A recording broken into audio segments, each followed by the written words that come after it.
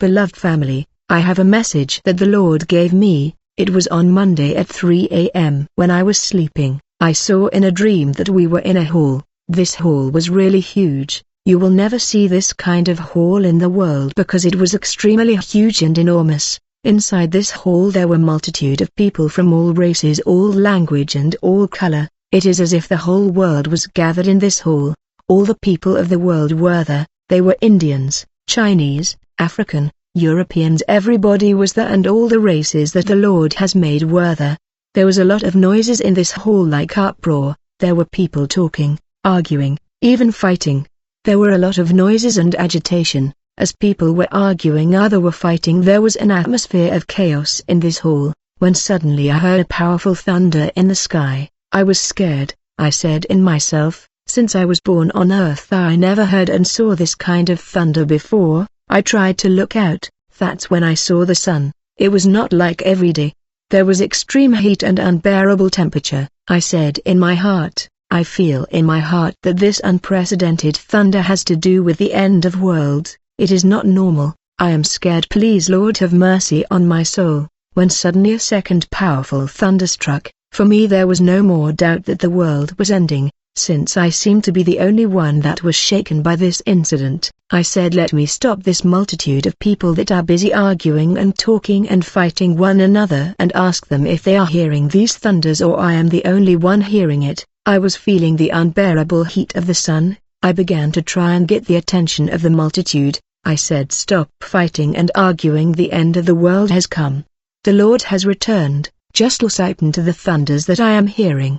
These thunders were even shaking this hall, but these people would not listen to me. I decided to leave this hall to check what was happening outside. I wanted to check outside when I saw that we were no longer in this hall. I found myself in a place that looked like a desert, and the multitude that were in that hall ended up in this desert with me. I saw no homes, no tree, no house, and I realized that these crowds of all nations and all races were naked. We were all naked. The whole world was naked the way we were born. The word of the Lord say, you say, I am rich, I have grown wealthy and need nothing. But you do not realize that you are wretched, pitiful, poor, blind, and naked. I counsel you to buy from me gold refined by fire so that you may become rich, white garments so that you may be clothed and your shameful nakedness not exposed, and salve to anoint your eyes so that you may see. In this multitude no one was dressed with these fashion clothes that we like, while the whole population of the world were naked in this desert. I saw the ground opening, the mouth of the earth opened. The ground split open and red-hot fire emerged and began to spring from the pit. The word of the Lord say, as soon as Moses had finished saying all this, the ground beneath them split open, and the earth opened its mouth and swallowed them and their households. All Korah's men and all their possessions. They went down alive into Sheol with all they owned.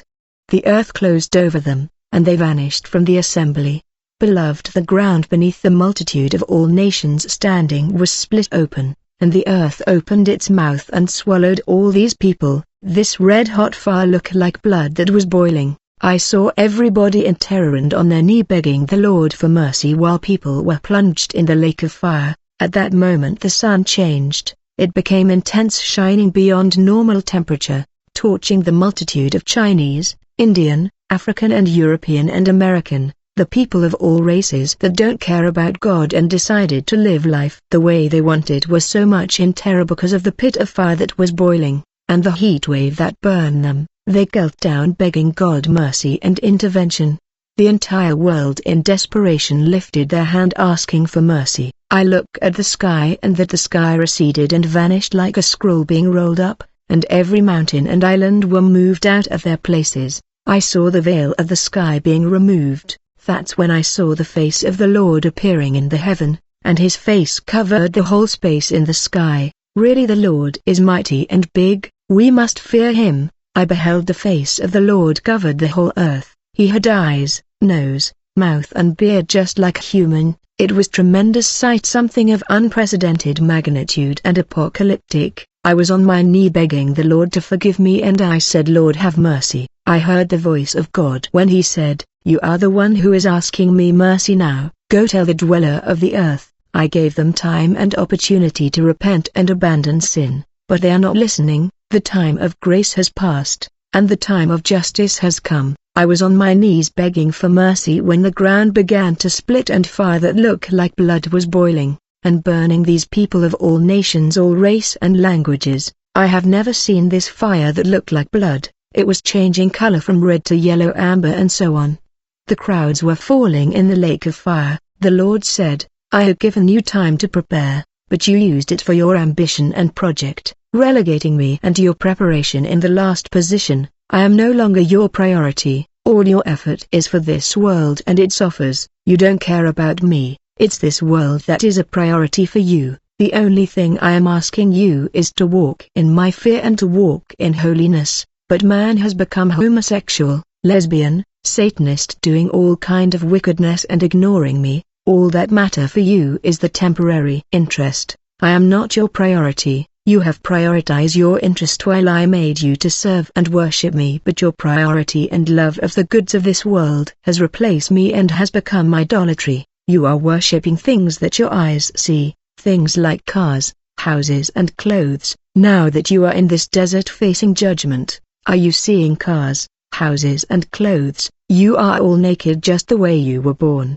for you are dust, and to dust you shall return empty-handed the way you came. You put all the effort to become someone in society and you are boasting about your position in society, but I your God do not consider your titles, even if you are president or king. Then the Lord said, I am sending you back. Go tell the world that the Lord sent me. I your God had stood up with anger and justice. The time of grace and mercy is over. This is the time of justice. I will not have mercy. Upon hearing this I began to cry, watching how everybody was falling in the boiling lake of fire. I said, I cannot bear this level of fire. The Lord said, go tell them the time of grace is over. It is now the time of justice. I have rise and I am coming back. Since you don't know the day and the hour, go warn them to make themselves ready. Everyone must arrange his life, because when he found load with you, you will not rise. You must be light, not heavy. Beloved, the level, the magnitude of this fire that I am talking about, there is no appropriate vocabulary to illustrate the gravity and danger I am warning. I mean, it is a fire that I will not even wish a person who had killed my family to go. I will be even quicker to forgive him in order to avoid that dimension of fire. Beloved, the lake of fire is real and I saw it, and you don't want to go there because of the things of this world. I did my part to warn you, beloved, to repent. Time is short and days are evil.